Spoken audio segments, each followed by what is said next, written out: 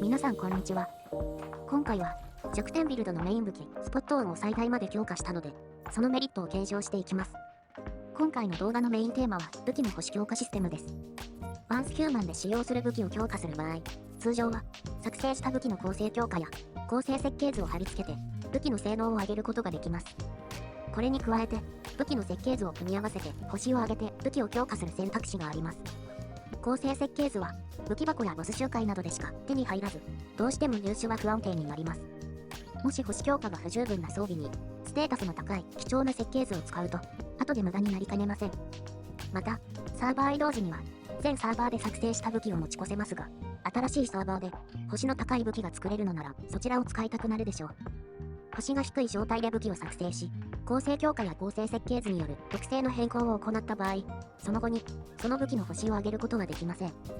なので星強化は必ず武器を作成する前に行いましょう。またドロップした武器とは異なり、武器に装着した構成設計図は分解しても設計図には戻らず、その武器専用となってしまうことにも注意が必要です。武器を星6に強化してその武器を次のシーズンに引き継いだ場合、前述のような心配はなくなります。すでに武器がプラス10まで強化された状態かつ構成設計図がついた状態なので、時間とリソースの節約になります。今シーズンでは作成した武器の耐久力が上がる等のバフもありますし、オーダーメイドの装備作業代と合わせて 60% の耐久増加がつくのも嬉しいですね。設計図の星を強化するためには、設計図画面から属性が同じ設計図の断片を使用して強化を行います。強化で得られる経験値はこのようになっています。金レアリティで同じ武器の断片を使用した場合で1枚あたり60の経験値になりますね。ここで重要となるのが強化に必要な経験値の量についてです。武器強化には図のように設計図の星が増えるたび、段階的に次の星強化への必要経験値量が増加していきます。特に星4から星5、星5から星6への強化にはそれぞれ8000、1万と大量の経験値が必要です。設計図断片で換算すると、星5への強化で135枚、星6への強化で167枚が必要な計算になります。異次元界武器庫ですでに持っている武器を当てた場合に得られる武器設計図の断片は80枚なので、おおよそ2回同盟の武器を入手すると、それぞれの強化に十分な量を集められることになります。しかし、自分の使う武器をそこまで連続して当てることはあまり現実的ではありません。ここで役立つのが設計図変換システムです。強化したい武器と異なる武器が重複しても、一時的に設計図を変換して、前の経験値で断片を使用できます。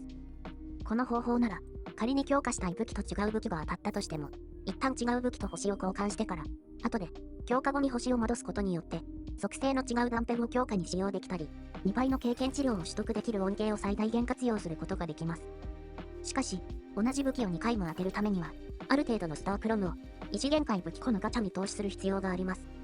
自分の場合は、途中リセットを除いて、合計で50回程度回しているため、25000程度のスタークロムをつぎ込んでいる計算になります。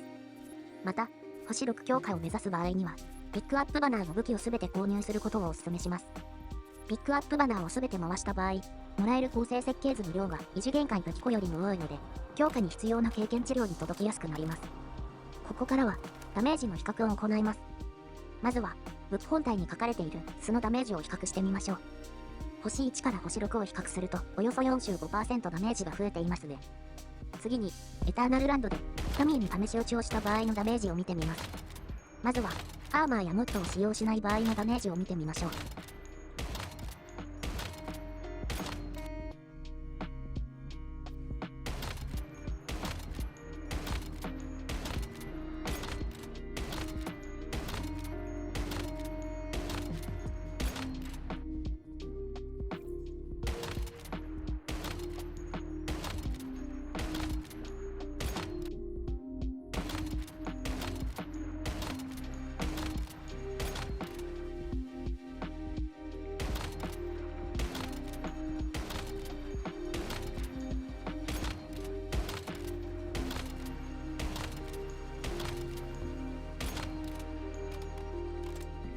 次に、アーマーとモッドをつけた場合のダメージを見てみましょう。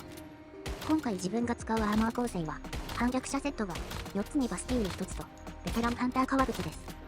モッドの一覧は、他の人の構成を参考にしているので、概要欄にリンクを掲載します。興味がある方は確認してみてください。自分の重機ダメージと弱点ダメージのボーナスはそれぞれこのようになっています。通常の敵へのダメージアップは使用していません。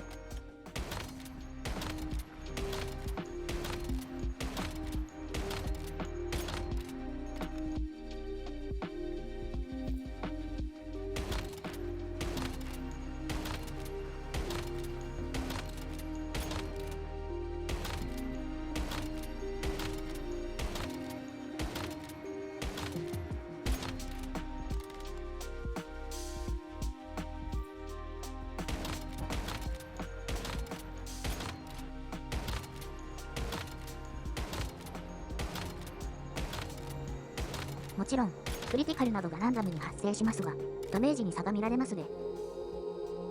最後に、下方戦 PVP と現在討伐できるボス、難易度ハードで星6スポット音を使用したシーンをお見せします。